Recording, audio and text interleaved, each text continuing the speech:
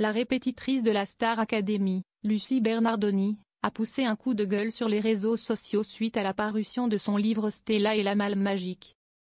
Elle s'était hissée jusqu'en finale face à Grégory Le Marchal et avait dû s'incliner face à lui.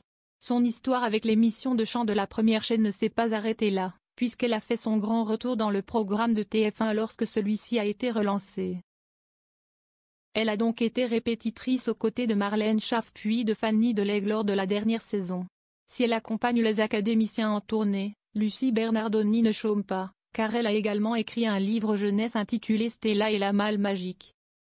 Il semble cependant que tout ne se passe pas comme elle l'avait imaginé avec cette parution.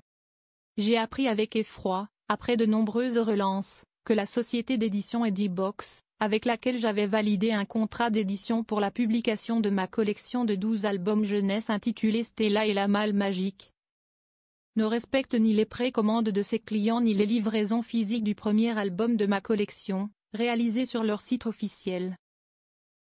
Je suis sidéré de constater que cette société, qui prétendait proposer des livres jeunesse inclusifs pour tous les enfants, des livres écrits et illustrés, mais aussi en version audio pour les malvoyants, fasse fi de manière aussi scandaleuse et inqualifiable de la confiance de ses clients.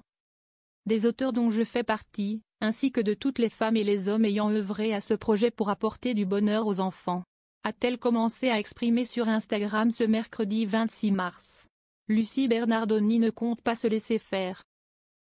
Je tiens à vous informer que des poursuites judiciaires seront engagées à l'encontre de Edibox et que je me battrai personnellement pour que la lumière soit faite sur les agissements de cette société et de son représentant légal, a-t-elle affirmé.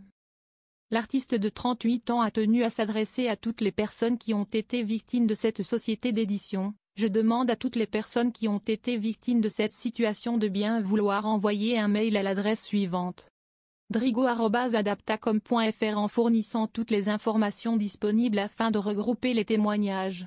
Cela permettra de mener une action conjointe en justice. Ensemble, nous pourrons faire en sorte que de telles pratiques ne se reproduisent jamais, et permettre aux autorités judiciaires de prendre les mesures nécessaires face aux nombreux préjudices subis, a-t-elle dit.